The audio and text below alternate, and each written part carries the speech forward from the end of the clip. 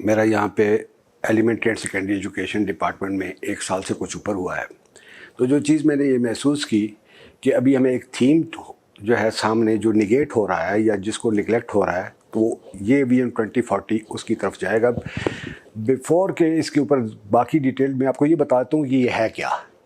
ये विजन 2040 ये है कि हमने ये जहन में रखना है, और मैं अपने कई टीचर्स को भी और कई अपने ऑफिसर्स को भी बता रहा हूँ कि जो बच्चा आज 5 साल का है वो किसी भी स्कूल में आज दाखिल हो रहा है, तो बशर्ते ज़िंदगी वो 2040 में 20 साल का हो चुका होगा। अब क्वेश्चन ये है कि उसका मैट्रिक क्या है, उसका प्राइमरी पे उसने क्या किया, उसने इस सब्जेक्ट में क्या किया, उस सब्जेक्ट में क्या किया, ये तो एक बात होगी। वो बहैसियत मजमूई जब 20 साल का हो जाए तो हम उसको कैसे देखना चाहेंगे, वो एक यूथ के तौर पर वो किस किस्म का इंसान हो, क्या वो उसके अंदर ज़िम्मेदारी का लेवल क्या हो, वो मुआशरे का कितना मुफीद फ़र्द हो, वो किसी भी शोबे में जाए, इवन अगर वो शॉपकीपर बने, वो इवन अगर टैक्सी ड्राइवर हो, इवन अगर वो डिप्टी कमिश्नर हो, वो कुछ भी हो, उसके बाद जाए आगे यूनिवर्सिटीज़ की तरफ चला जाए, जब 20 साल के अंदर उसका मेच्योरिटी लेवल जो आए वो कितने लेवल का होना चाहिए। ये चीज़ मैं इसको ज़रा थोड़ी सी आपके साथ वजाहत ही कर दूं कि मैं इस चीज़ के ऊपर बहुत ज़्यादा मैंने गौर किया और मैं इस नतीजे पर पहुँचा कि base line elementary and secondary education department ही बना सकता है, क्योंकि बाकी जगह पे जब वो जाएगा यूनिवर्सिटी, अगर उसकी बेस यानी कि फाउंडेशन ठीक नहीं बनी तो वो आगे PhD भी कर ले तो वो वाली कमी पूरी नहीं हो सकेगी। मैं इस ज़माने में अपने उस्ताद कराम से भी कई दफ़ा मैंने बात की, और आज भी आपके वसातत से ये मेरा जो आज की ये आपकी बात जो आपका क्वेश्चन है, मैं इसको पर्टिकुलरली एक तो वालिदैन के लिए और उससे पर्टिकुलरली मैं तमाम उस्ताद, हाँ वो प्राइवेट स्कूलों के हैं, गवर्नमेंट स्कूलों के हैं, प्रिंसिपल साहिबान और एजुकेशन डिपार्टमेंट के जो भी अफसरान हैं, उनके लिए ये बात मैं करना चाहूँगा कि वो इसको मद्देनज़र रखें। इस वक्त जो हमारे सामने सिचुएशन है वो ये है कि बच्चे जो तालीम हासिल कर रहे हैं उसमें सब्जेक्ट्स के ऊपर तवज्जो है, किसी न किसी हद तक कहीं कम है कहीं ज़्यादा है, लेकिन एक रोबस्ट तरीके से किरदार साजी के ऊपर, पर्सनैलिटी डेवलपमेंट के ऊपर काम नहीं हो रहा। अब जब हम उसको एनालिसिस करते हैं तो हमें ये नज़र आता है कि जी जो 5 साल का बच्चा आज स्कूल में आ रहा है वो प्राइमरी स्कूल में आता है किसी न किसी जगह पे। अब वहाँ पे अगर टीचर उसकी तवज्जो करे तो उसको वो बिल्कुल रॉ माइंड के साथ उसको देख पा रहा है कि एक बच्चा मिसाल के तौर पे 5 साल का है, तो प्राइमरी के टीचर प्राइवेट पे हैं या गवर्नमेंट पे, वो पेरेंटिंग भी कर रहे हैं कि वो बच्चा जो है वो हो सकता है कि स्कूल के अंदर उसकी नाक बह रही है, उसको स्कूल में कोई भी चीज़ होगी तो माँ को आवाज़ नहीं देता, वो तो उसके टीचर को होता है। तो इस लिहाज से सबसे पहले तो ये कहूँ कि महकमा तालीम के अंदर एज ए सेक्रेटरी मैं ये समझता हूँ कि बहुत इम्पॉर्टेंट जो टियर है उन टीचर्स का है जो नर्सरी और प्राइमरी के लेवल पर पढ़ा रहे हैं, ख्वाह वो प्राइवेट स्कूलों में पढ़ा रहे हैं या गवर्नमेंट स्कूलों में, क्योंकि वो साथ पेरेंटिंग भी कर रहे हैं। तो जो सबसे प्रायोरिटी मैं समझता हूँ कि हमारी होनी चाहिए, हमारा डिपार्टमेंट जिस चीज़ को समझता है कि ये बहुत ज़रूरी है, वो ये है कि सबसे पहली top of the list integrity. बच्चे की तरबियत हम अगली नस्ल को तब तब्दील कर सकते हैं कि आज हम बच्चे के जहन में ये डालना शुरू करें कि ईमानदारी उसके अंदर इनकलकेट हो जाए, उसके अंदर ईमानदारी जो है जज़ब हो जाए, उसकी शख्सियत का हिस्सा बन जाए, कि वो झूठ ना बोले, वो अपने आप को धोखा ना दे, वो अपनी ईमानदारी के साथ अपने जो मामलात हैं वो चलाए। अगर वो दुकान पे जाता है चीज़ ख़रीदने के लिए तो उसमें 2 रुपए की चीज़ देख के 2 रुपए की चीज़ ख़रीदे, और वो किसी दूसरे की चीज़ को, अगर स्कूल में किसी की पेंसिल दूसरे बच्चे की रह गई है तो वो उसको ना उठा रहा हो, तो आज उसको एक ईमानदारी का दर्स उसके अंदर ये आ जाए, उसके जहन नशीन हो जाए, तो एक चीज़ उसके अंदर जब वो 20 साल का हो तो उसके ऊपर हम ट्रस्ट कर सकें कि ये ईमानदार आदमी है। तो हमारा बच्चा जब 20 साल की उम्र का पहुँचे तो उसमें ग्रेटिट्यूड हो, तशक्कुर हो उन लोगों के लिए जिन्होंने उनकी लाइफ में कुछ भी मुस्बत किया हो, ख्वाह वो उसका दर्जी है, ख्वाह वो उसके साथ एक लेबर है जिसने उसका घर बनाने के लिए काम किया, ख्वाह उसके साथ घर में एक खादम है जो उसकी बूट पॉलिश करता है, तो उसके जहन में ये जो एम्पैथी और ह्यूमन ट्रेड्स हैं ये मौजूद हों कि वो काम की अजमत को वो कर सके, वो काम की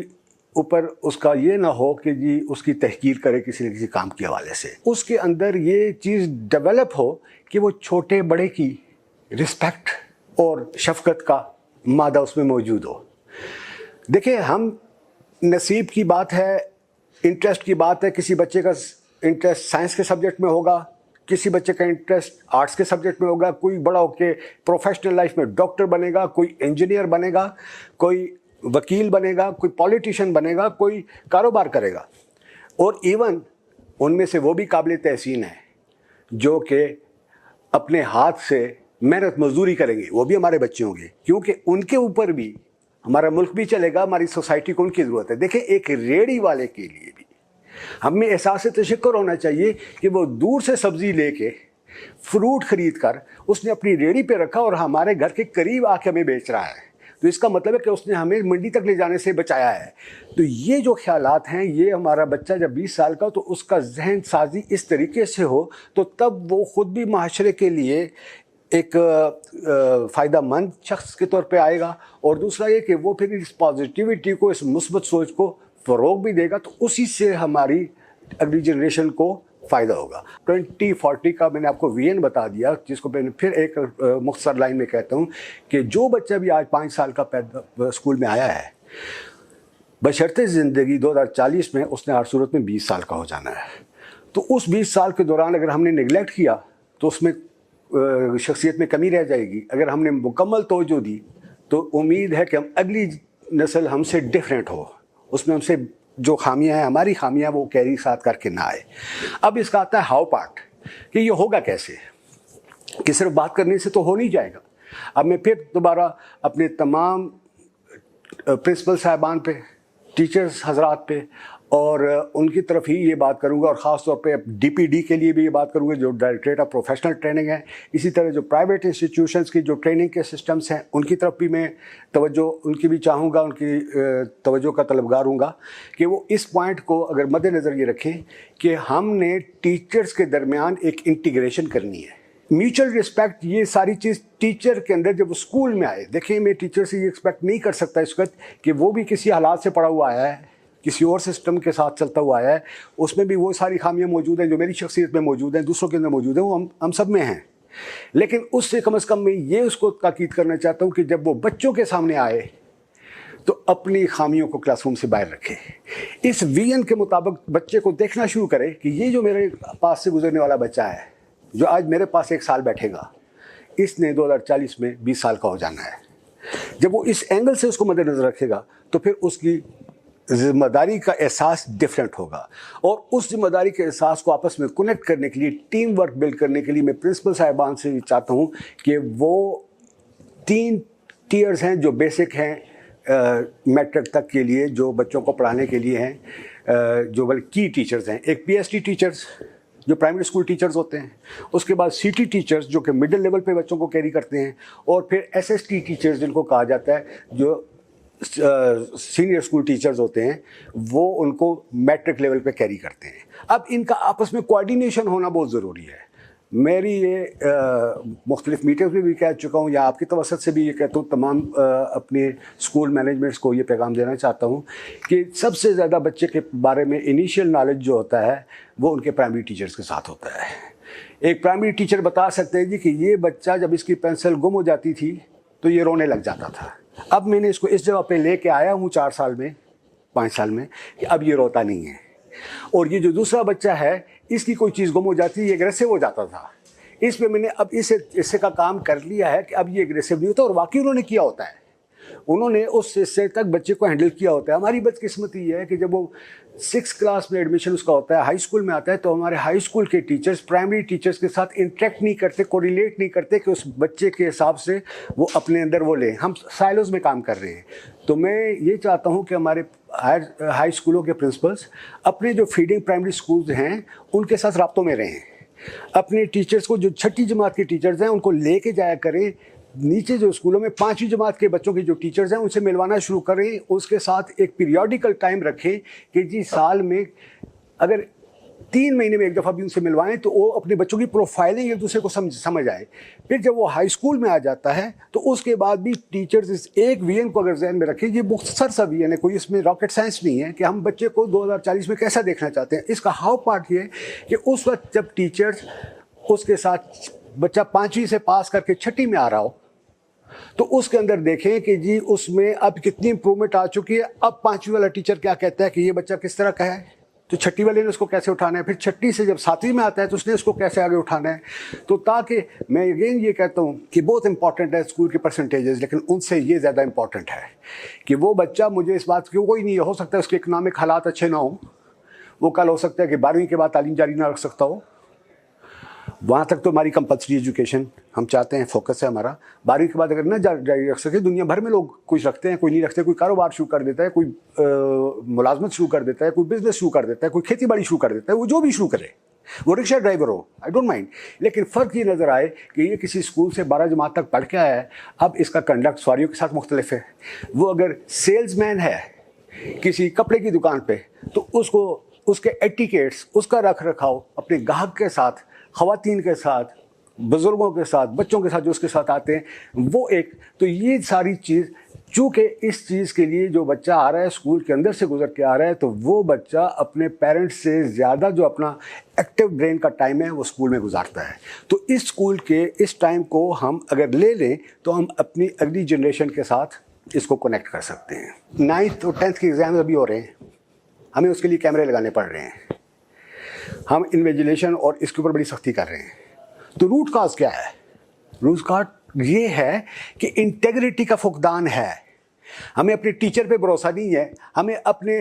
सुपरिटेंडेंट जो एग्जामिनेशन उस पर भरोसा नहीं है, हमें अपने बच्चे पे भरोसा नहीं है कि शायद ये लेके आएगा। तो इसको हम इसी तरह देखते रहेंगे, ऐसा नहीं होना चाहिए। हम आज की नस्लों में जो खामियां रह गई हैं, हमें अगली नस्ल में वो खामियां नहीं लानी चाहिए। उसके लिए हमें आज पूरी कोशिश करनी चाहिए कि हम उनके साथ ये करें कि कल जब आज के बाद, आज अगर हम 2025 में ये बात कर रहे हैं, जो बच्चा आज स्कूल में दाखिल हो जाए वो आज के 8 साल बाद 2025 से 2030 और 2033 में जब वो 8वीं पास करके 9वीं में आए तो हम बेगम हो जाएं कि इस बच्चे के लिए हमें कैमरे लगाने की ज़रूरत नहीं है। इसको जब कोई कहेगा नकल, तो वो आगे से उसको कहेगा कि यार मैंने अगर 10 नंबर ले लूँ तो मुझे खुशी होगी, वो मेरे अपने हों। मैं नकल के 70 नंबर के ऊपर अपने 10 नंबर पे जो है ज़्यादा फ़ख्र महसूस करूँगा। तो हमें ये विजन 2040 इस चीज़ की तरफ है कि तब हम उस जगह पे पहुँचेंगे कि जब हम अपने माशरे के अंदर एक एक्चुअली, ये जो अभी हम बहुत सारी चीज़ों में हमने बहुत कामयाबी हासिल कर ली, हमारे पास IT में भी एक्सपर्ट हैं, दूसरे भी हैं, लेकिन उसके जो माइंडसेट है हमारा, ताकि देखिए कोई भी टेक्नोलॉजी होती है उसका मुस्बत या मनफी इस्तेमाल की ज़रूरत है। जब आपके ब्रेन, आपका दिमाग, आपका शऊर, आपकी सोच मुस्बत होगी तो आपकी हर चीज़ आपकी सोसाइटी के लिए, आपके फैमिली के लिए, आपके बच्चों के लिए, आपके माशरे के लिए उसका मुस्बत इतलाक़ होगा। नहीं तो वही चीज़ जो है, man behind the gun is important, अगर उसकी सोच में वो है। देखिए पुलिस वाले के पास गन होती है, तहफ़्फ़ुज़ की अलामत होती है, लेकिन वही अगर एक डकैत माइंड के बंदे के पास हो तो डिज़ास्टर। तो हम अपने बच्चों के साथ में अपने नाइंसाफ़ी करेंगे कि अगर हम अपनी तनख्वाहें लें, मैं भी लूँ, मेरे टीचर्स भी लें, ख्वाह वो प्राइवेट सेक्टर के हैं, ख्वाह वो गवर्नमेंट सेक्टर के हैं, लेकिन हम डिलीवर न कर सकते, तो हम बुनियादी तौर पे एज अ टीचर इस चीज़ को ठीक कर सकते हैं।